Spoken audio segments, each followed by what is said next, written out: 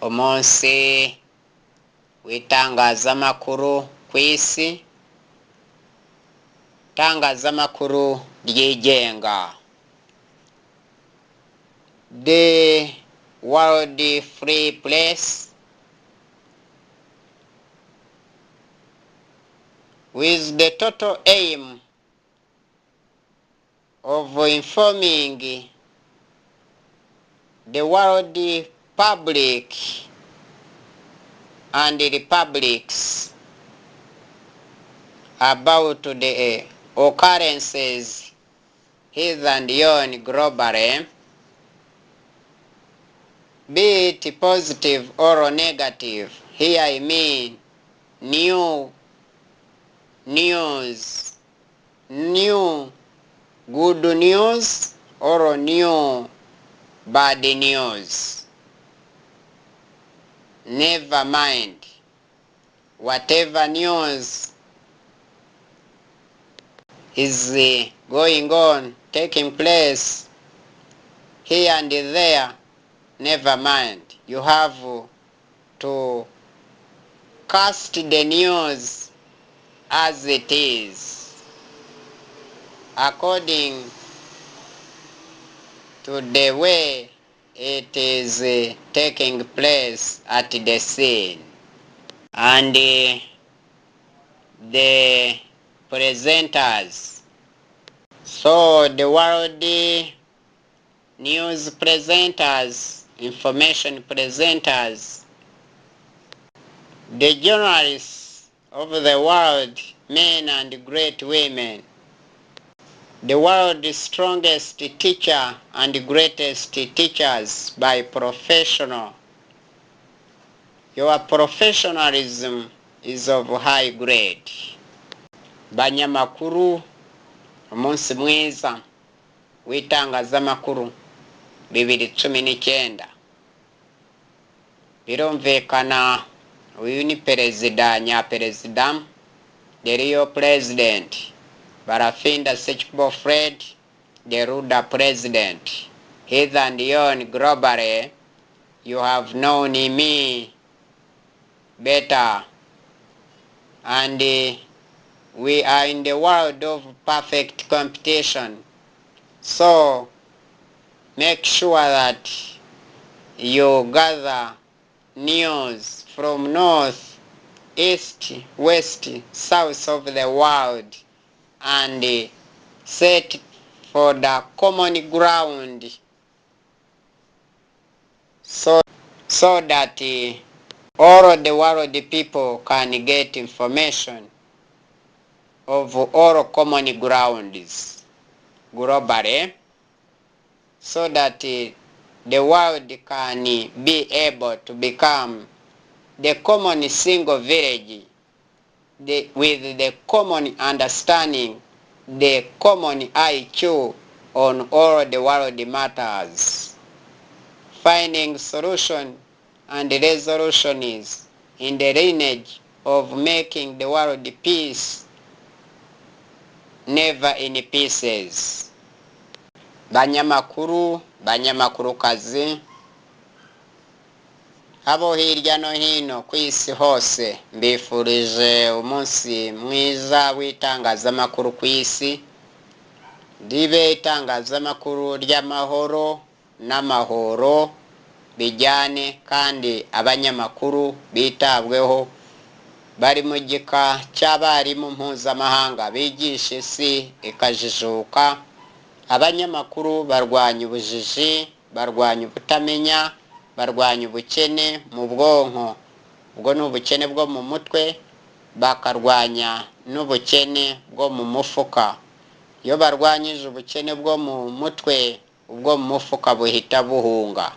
Kubw'iyo mpamvu ikomeye cyane, mw'abanyamakuru mwe murwanya n'igihunga mu bantu, abantu mukanamagana n'ubuhunzi mu bantu, mukakora iyo bwabaga mukabigisha gutura, bakanaturana, bakanaturirana, birumvikana bakanabana, bakanabanirana, umubano mu bantu ugatera imbere, uburezi bufite ireme n'iremezo, bukabageraho abakuze n'abakiri bato, umutekano, umudendezo, ubumwe bw'abantu muri demokarasi yihuse, mu iterambere rya bose apana iterambere rya bamwe. Kubw'iyo mpamvu ikomeye cyane, banyamakuru ku isi mwese tubifuriza umunsi mwiza, twe abaruda n'abarudakazi n'uturuda duto tutarafata irangamuntu, ndetse n'abatari abaruda ku isi hose barabasuhuza kandi babifuriza akazi keza kazira umuze kandi kazira umuvundo. Kandi mwabanyamakuru mwe mufatwa nk'abarimu mpuzamahanga koko, nk'uko twari twabisobanuye haruguru hariya, mukora akazi kanyu kimwuga, murashimwa kandi abantu bose barabakunda ku isi. Nubwo muhura n'ingorane, muhumure, mwe mukomeze mukora akazi kanyu kuko nta wundi wagashobora. Abo bababuza nabo ntibagashobora kuko sakabo, umwuga si wabo. Rwose barinjira mu kazi katari akabo, kandi mwe ntimwinjiye mu kabo, kandi mumenyekanisha ubutegetsi bwabo bukamenyekana hirya no hino. Abaturage bose b'abagenerwabikorwa bakamenya izo gahunda za leta zitandukanye ku isi, ariko izo leta ntizishaka kumva uruhare rwiza rw'itangazamakuru. Kubera iki? Bafite ubwoba. Buriya hari ibintu baba bahishahisha badashaka ko abanyamakuru, kuko ari abavumbuzi, batavaho babivumbura.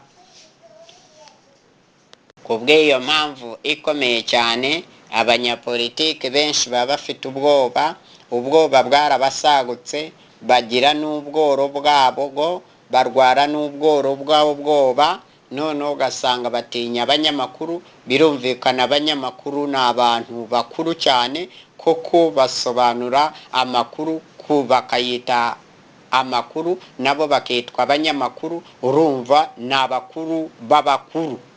Ubwo birumvikana abanyamakuru, kuko nta mukuru utagira mukuru we, mukuriye bose kuko mubatunga mikoro. Iyo mikoro yanyu ikaba ndende, mwayitunga mu Burusiya bakagomba kubasubiza, mwayitunga muri Amerika zombi bakabasubiza, mwababaza abo muri Korea zombi bakabasubiza, mwatunga mikoro ndende muhagaze aho muhagaze mu bihugu by'Abarabu bakaba bafite kubasubiza, mwatunga mikoro zanyu mwahagaze muri aho hose tuvuze haruguru mukayitunga muri Afurika bagomba kubasubiza.